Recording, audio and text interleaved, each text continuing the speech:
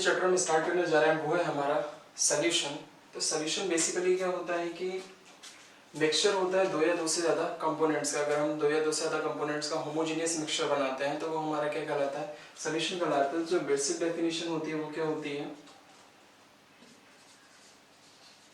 Homogeneous mixture of two or more components is known as solution. तो ये हमारी basic definition होती है सॉल्यूशन की।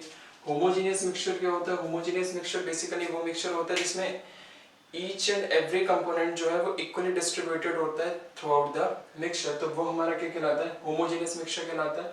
तो सॉल्यूशन की डेफिनेशन क्या होगी कि अगर हम दो या दो से ज्यादा चीजों को मिला दें और उनका अगर डिस्ट्रीब्यूशन इक्वल डिस्ट्रीब्यूशन हो रहा है तो वो हमारा क्या कहलाता है, सॉल्यूशन कहलाता है। जैसे कि अगर हम अल्कोहल में वाटर मिक्स कर देते हैं तो वो हमारा क्या बन जाता है, सॉल्यूशन बन जाता है।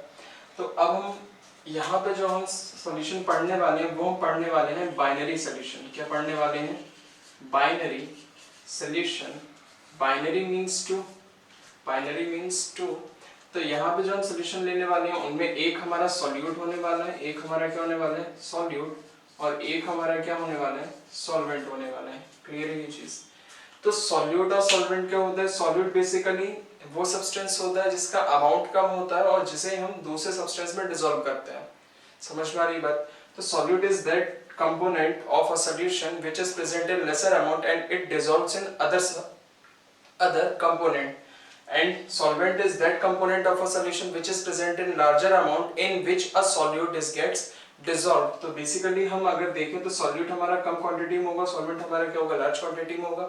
जिस सब्सटेंस को हम डिसॉल्व करेंगे वो हमारा सॉल्यूट होगा और जिस में डिसॉल्व करेंगे वो हमारा क्या कहलाएगा, सॉल्वेंट कहलाएगा। तो सॉल्यूट और सॉल्वेंट के बेसिस पे अगर हम देखें तो जो सॉल्यूशंस हमें पढ़ने हैं इस चैप्टर में वो हमारा होगा गैस इन लिक्विड। गैस को हम किस में डिसॉल्व करेंगे, लिक्विड में। दूसरा जो हम पढ़ेंगे वो हम पढ़ेंगे लिक्विड इन लिक्विड। क्या पढ़ेंगे, लिक्विड इन लिक्विड। और जो तीसरा हम पढ़ेंगे वो हम पढ़ेंगे सॉलिड इन लिक्विड। तो तीन तरीके के सॉल्यूशंस हमें पढ़ने हैं, gas in liquid, liquid in liquid and then solid in liquid. तो थ्री टाइप ऑफ सॉल्यूशंस। इन सॉल्यूशंस को पढ़ने के लिए उससे पहले जो बेसिक चीजों की रिक्वायरमेंट है वो बेसिक चीजें हमारी होती हैं मोलैरिटी, मोल परसेंटेज। तो अगर ये सब चीजें क्लियर नहीं है तो फिर सॉल्यूशन के क्वेश्चंस करने में, क्योंकि सॉल्यूशन हमारा क्या है, फिजिकल का चैप्टर है और फिजिकल के चैप्टर में हमारे पास क्या आने वाले हैं, न्यूमेरिकल्स ही आने वाले हैं। उन न्यूमेरिकल्स में अगर आपको बेसिक क्लियर नहीं होगा तो फिर सॉल्यूशन में क्या होती है, दिक्कत होती है। तो इन सब चीजों से पहुंचने से पहले हम क्या करेंगे, पहले उन सब चीजों को देखेंगे जिनकी हमें रिक्वायरमेंट सॉल्यूशन में होने वाली है। तो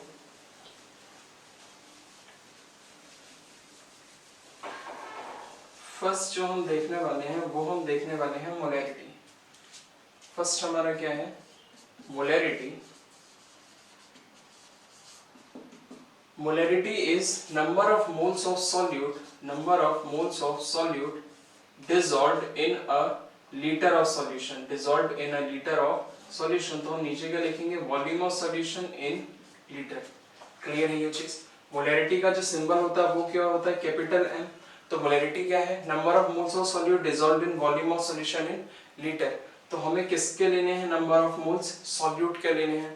तो नंबर ऑफ मोल्स बेसिकली क्या होता है, amount of substance taken, amount of substance taken divided by molecular mass of that substance। अगर हमारा सब्सटेंस कैसा है, या तो वो सॉलिड फॉर्म में प्रेजेंट है, फिर लिक्विड फॉर्म में प्रेजेंट है, गैसियस फॉर्म में प्रेजेंट होता है, तो फिर वहां पे हम नंबर ऑफ मोल्स किस तरीके से निकालते हैं, volume of gas in litre divided by 22.4 litre. तो इस तरीके से हम नंबर ऑफ मोल्स किस में निकालते हैं, गैसेस से गैस में निकालते हैं। तो फिर बस हमें वहां पे देखना पड़ेगा कि जो हम सॉल्यूट ले रहे हैं वो हम सॉल्यूट किस तरीके से ले रहे हैं। मोस्टली जो फॉर्मूला हमारा लगता है वो फॉर्मूला हमारा ये लगता है, amount of substance taken divided by molecular mass of that substance. तो सॉल्यूट के केस में वही होने वाला है कि जो हम सॉल्यूट लेंगे उस सॉल्यूट के पहले हम नंबर ऑफ मोल्स निकालेंगे हम वॉल्यूम ऑफ सॉल्यूशन देखेंगे, हमें वॉल्यूम ऑफ सॉल्यूशन कितना दे रखा है, फिर वहां से हम क्या फाइंड कर लेंगे, उसकी मोलैरिटी फाइंड कर लेंगे। ठीक है, मोलैरिटी को जो दूसरे टर्म्स में एक्सप्रेस करते हैं वो हमारा कंसंट्रेशन भी होता है, कंसंट्रेशन। तो या फिर मोलैरिटी गिवन करे क्वेश्चन में, या फिर क्या गिवन करे कंसंट्रेशन, दोनों का मतलब एक ही होता है। कंसंट्रेशन भी हमारा क्या होता है, n/v, C को हम क्या लिखते थे, n/v, number of moles upon volume. तो कंसंट्रेशन और मोलैरिटी दोनों ही टर्म्स हमारे क्या है, सेम है। ठीक है, तो क्वेश्चन में चाहे मोलैरिटी गिवन करे या फिर वो क्या कहे कंसंट्रेशन गिवन करे, तो दोनों चीजों का मतलब एक ही होने वाला है। क्लियर है ये चीज। मोलैरिटी के बाद जो सेकंड टर्म हमारे पास आता है वो हमारे पास आता है मोलैलिटी। क्या आता है, मोलैलिटी। मोलैलिटी का जो रिप्रेजेंटेशन होता है वो स्मॉल m से होता है। Molality equals to number of moles of solute present in 1 kg of solvent. समझ में आ रही बात, present in 1 kg of solvent. तो वेट ऑफ सॉल्वेंट, और वो भी हमें किस में लेना है, केजी में लेना है। क्लियर है ये चीज। तो क्वेश्चन में सॉल्वेंट का वेट ग्राम में दे रखा हो तो उसे हम वहीं पे जब हम गिवन लिखते हैं क्वेश्चन में, तो वहीं पे हम उस ग्राम को हम किस में कन्वर्ट कर लेंगे, केजी में कन्वर्ट कर लेंगे। देन उसके बाद हम यहाँ पे किस में पुट करेंगे, उसे केजी में ही पुट करेंगे। सेम केस यहाँ पे मैंने वही बोला था, वॉल्यूम ऑफ सॉल्यूशन। देखो मोलैरिटी में हम किसका यूज करने वाले हैं, वॉल्यूम ऑफ सॉल्यूशन का। मोलैरिटी में जो हम यूज करने वाले हैं वो हम किसका यूज करने वाले हैं, वेट ऑफ सॉल्वेंट का। तो वेट ऑफ सॉल्वेंट्स अगर हम number of moles of solute को डिवाइड कर देते तो हमें वहां पे क्या मिल जाती है, मोलैरिटी मिल जाती है। क्लियर है ये चीज। मोलैरिटी की जो यूनिट होती है वो होती है मोल पर लीटर, क्योंकि n क्या है हमारा, मोल्स है। वॉल्यूम हम किस में लेते हैं, लीटर में लेते हैं, तो ये हमारा क्या होता है, मोल पर लीटर। मोलैरिटी की यूनिट क्या होने वाली है, मोल पर केजी। ये हमारी किसकी हो जाएगी, मोलैरिटी की यूनिट हो जाएगी। क्लियर है ये चीज। तो मोलैरिटी और मोलैरिटी की बात समझ में आ गई। दूसरी चीज ये है कि लीटर को हम किस तरीके से और एक्सप्रेस कर सकते हैं। देखो 1 लीटर जो होता है, 1 लीटर जो होता है, 1 लीटर बेसिकली क्या होता है, 10 centimetre cross 10 centimetre cross 10 centimetre. क्योंकि किसी भी चीज का अगर हम वॉल्यूम निकालते हैं तो वॉल्यूम बेसिकली क्या होता है, लेंथ इंटू ब्रेथ इंटू हम क्या कर देते हैं, हाइट कर देता है। तो हमारा क्या निकल आता है, वॉल्यूम। तो इसलिए मैं बोल रहा हूँ कि अगर हम एक 10 सेंटीमीटर के एक बॉक्स लें इस तरीके से, जिसकी लेंथ 8 हो, ठीक है, उसकी ब्रेथ भी कितनी हो, 8 हो, उसकी हाइट भी कितनी हो, सॉरी उसकी ब्रेथ 10 सेंटीमीटर, उसकी हाइट भी कितनी हो, 10 सेंटीमीटर, तो वो हमारा 1 लीटर का बॉक्स बनता है। तो इसलिए ऐसे ध्यान रख लेना, ऐसे 1 लीटर इक्वल्स टू हमारा कितना हो जाएगा, 1000 सेंटीमीटर क्यूब। ये हमारा क्या हो जाता है, 1 लीटर हो जाता है। दूसरी चीज 10 सेंटीमीटर इक्वल्स टू हमारा कितना होता है, 1 डेसीमीटर। तो ये हम इसे क्या लिख सकते हैं, 1 डेसीमीटर क्यूब भी लिख सकते हैं, क्योंकि 10 सेंटीमीटर हम किससे रिप्लेस कर देंगे, 1 डेसीमीटर से। तो लीटर को हम centimetre cube, decimetre cube, same इसी तरीके से हम इसे किस में भी एक्सप्रेस कर देंगे, मीटर क्यूब में भी एक्सप्रेस कर देंगे। तो तब क्या हो जाएगा, 10 to the power -3 metre cube, तब वो क्या हो जाएगा, लीटर। तो जो वॉल्यूम है वो हो सकता है लीटर में भी दे दे, डेसीमीटर क्यूब में भी दे दे, सेंटीमीटर क्यूब में भी दे दे, मीटर क्यूब में भी दे दे। तो हम उसे कन्वर्ट किस में कर लेंगे, कि हम उसे डेसीमीटर क्यूब में कन्वर्ट कर लेंगे, क्योंकि 1 डेसीमीटर क्यूब बराबर हमारा कितना हो जाता है, 1 लीटर हो जाता है। तो क्लियर है ये चीज। तो ये चीजें थोड़ा सा ध्यान रखना कि किस तरीके से कन्वर्जन करना है, कैसे क्या करना है। और यहाँ पे जो भी हमें यूनिट लिखनी है वो हमें किस में लिखनी है, लीटर में ही लिखनी है। क्लियर है ये चीज। तो इन चीजों का यहाँ पे थोड़ा सा ध्यान रखना है यूनिट कन्वर्जन में। देन उसके बाद जो हमें सबसे ज्यादा जरूरत पड़ने वाली है वो हमें पड़ने वाली है मोल फ्रैक्शन की। किसकी जरूरत पड़ने वाली है, मोल फ्रैक्शन की। तो मोल फ्रैक्शन हम ये मान के चलते हैं, हमने 2 कंपोनेंट लिए थे, component A and component B, solute और सॉल्वेंट, कुछ भी मान सकते हैं। मोल फ्रैक्शन बेसिकली क्या होता है, समझ में भी आ रहा होगा, मोल्स का जो फ्रैक्शन होगा वही हमारा क्या कहलाएगा, मोल फ्रैक्शन कहलाएगा। तो अगर मान लो मोल फ्रैक्शन को जो हम रिप्रेजेंट करते हैं जाई से करते हैं, जाई ए, मतलब हमें ए कंपोनेंट का हमें मोल फ्रैक्शन निकालना है। तो mole fraction of A equals to होगा number of moles of A divided by total number of moles present in solution. अब अगर हमने 2 कंपोनेंट लिए हैं तो मोल फ्रैक्शन क्या हो जाएगा, Na प्लस Nb। तो Na upon Na plus Nb हमारे क्या निकलेगा, mole fraction of A. Clear है ये चीज। सेम इस तरीके से हम मोल फ्रैक्शन ऑफ बी भी फाइंड कर सकते हैं। तो number of moles of B divided by number of moles of A plus number of moles of B. Clear है ये चीज।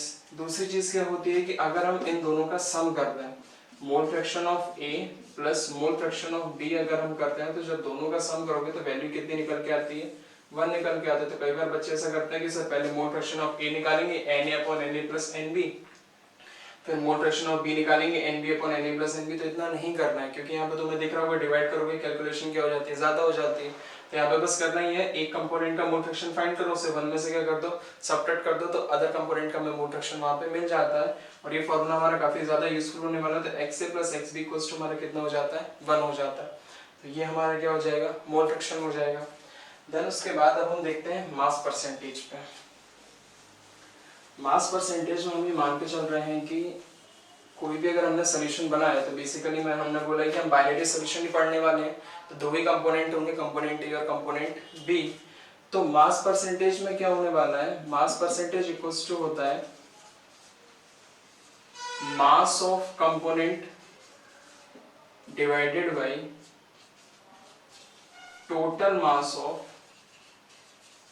Solution. Total mass of solution हमारा क्या हो जाएगा, solute plus solvent, multiply by हम कितना कर देंगे, 100 कर देंगे, तो हमें वहां पे मिल जाएगा कि जो अदर सब्सटेंस प्रेजेंट है वो कितना प्रेजेंट है। क्योंकि देखो कई बार a solution consisting of 20% NaOH in H2O, 20% of NaOH in H2। अगर 20% ऑफ NaOH in H2O बोल रहा है तो देखो जरा 20% ऑफ NaOH से हम क्या करेंगे, मान लिया हमने सोल्यूशन हमारा कितना था, अगर सोल्यूशन 100 ग्राम था तो 100 ग्राम सोल्यूशन में 20 ग्राम हमारा क्या होने वाला है, NaOH होने वाला है, 20 ग्राम हमारा क्या होने वाला है, NaOH। देन रिमेनिंग 80 ग्राम हमारा क्या हो जाएगा, H2O हो जाएगा। क्यों हो जाएगा H2O, क्योंकि देखो अगर वो 20% NaOH बोल रहा है तो अगर हम 100 ग्राम मान के चल रहे हैं तो 20 ग्राम हमारा NaOH हो जाएगा और 80 ग्राम हमारा क्या बचेगा, H2O, क्योंकि 100 माइनस 20 कितना हो जाएगा, 80 ग्राम। तो इस तरीके से अब यहाँ पे NaOH का जब तुम्हें अमाउंट पता चल गया कितना था, 20 ग्राम, बाकी उसने कुछ भी सोल्यूशन गिवन नहीं कर रखा है, और वो बोले कि यहाँ से मोलैरिटी फाइंड करो। क्या फाइंड करो, मोलैरिटी। तो देखो जरा इस टाइप के क्वेश्चंस में क्या करना है कि 100 ग्राम सोल्यूशन मान लो, तो तुमने सोल्यूशन 100 ग्राम मान लिया तो 20 ग्राम तुम्हारे पास क्या आ जाएगा, NaOH आ जाएगा।